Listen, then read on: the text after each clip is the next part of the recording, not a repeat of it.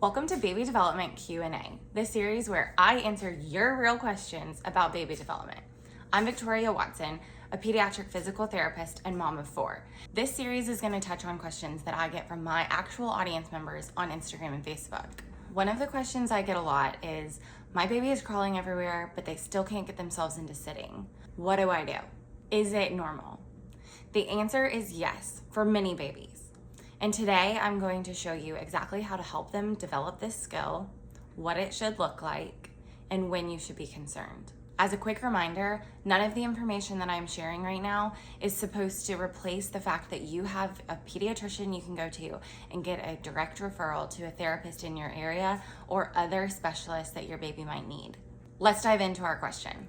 I actually do not teach babies how to sit. What I do is I teach them the skills that naturally leads to sitting. Because when your baby can perform the transition from crawling onto their bottom or from their belly onto their bottom, and they can sit upright, they are showing that they have trunk strength, shoulder stability, weight shifting, rotational control, balance, and problem solving. The progression that we see in most babies is tummy time, pivoting, so turning in a circle on their tummy, army crawling, then they do that static hands and knees rocking thing, then usually crawling and kneeling, side sitting, independent sitting, and then pulling to stand.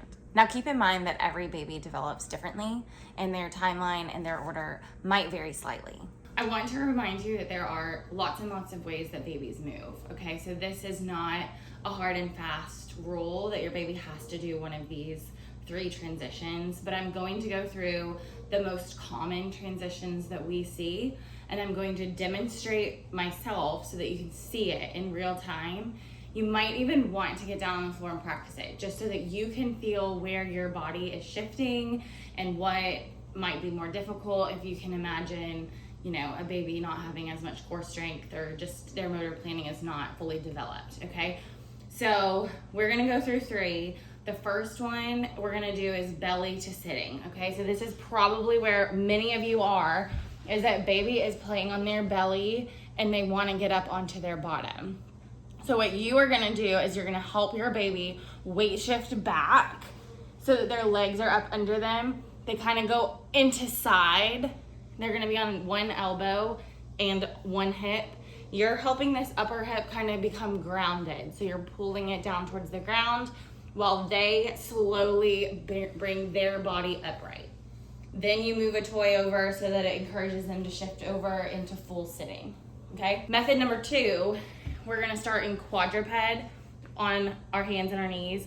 And this is probably one of the most common transitions after a baby starts crawling, or once they're getting up into this position and doing that rocking maneuver that we see before a baby crawls. So they're on all 4s and they weight shift over to one side, they bring a leg up or out, and they walk themselves back onto their bottom, straight into sitting, okay? So you can help them in this method by shifting over and getting a leg out, and then kind of prompt them to try to come back to a toy or look up or just bring their body upright. Method number 3 is again from the crawling position. So this is probably later in crawling that they're already moving forward, right? They go and they bring a leg and they tuck it. And then they go back and they're in this side sit position.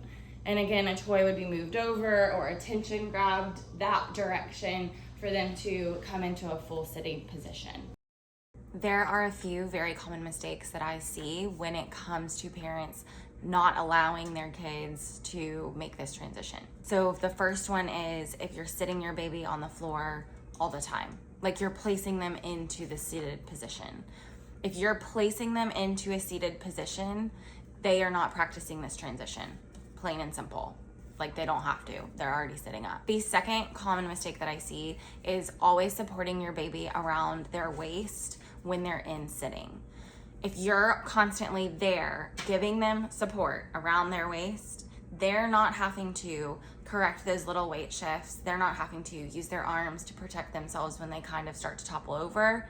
And then from that position, having to come back up, right? So go from their belly into sitting.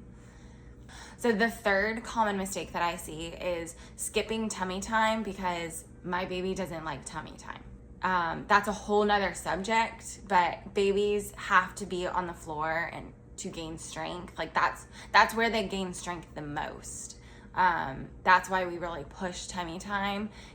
Babies gain strength while they're in tummy time because they are using their muscles to push against a hard surface, right? So they're not satisfied typically just laying there, and they're using their muscles. They're gaining head and neck control. They're gaining back strength, shoulder strength, rotational control because they're trying to reach outside of where they're just laying.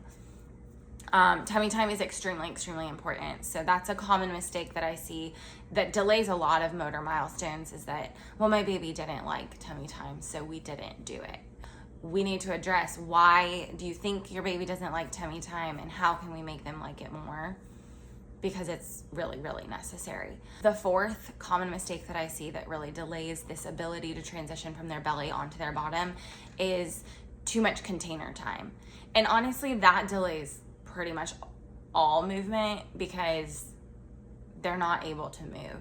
If they're in a swing or in an activity chair or constantly being held in a carrier on your chest, like, yes, the carrier on your chest replaces early tummy time because it allows them to still control their head and neck, which is largely what your baby is developing the very first little short bit of tummy time. However, being carried on your chest is not the answer to tummy time because then they're still not able to practice like back strength and shoulder and arm strength and all the other types of things that they gain when they're on the floor.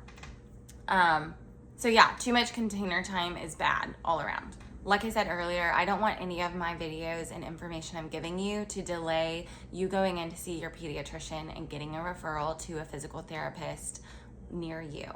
So some of the things that I would be concerned about and would go in specifically to talk to your pediatrician about at the next visit or bring to their attention at least and see if they are concerned is if your baby is close to 9 months and they are not sitting independently, if they have been crawling for a while and they're making no progress towards transitions, if they are always falling to one side or if they're using only one side, if they are stiff or floppy, and if they are avoiding rotation. So all of those would be reasons that I would go into the pediatrician and talk to them about your baby's movement, see if they think a referral to a pediatric physical therapist is warranted.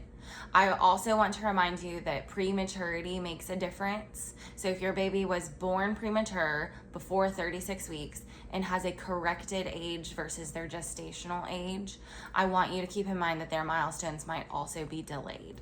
So remember, I do not teach sitting. I teach the movements that lead to sitting and that allow sitting to happen.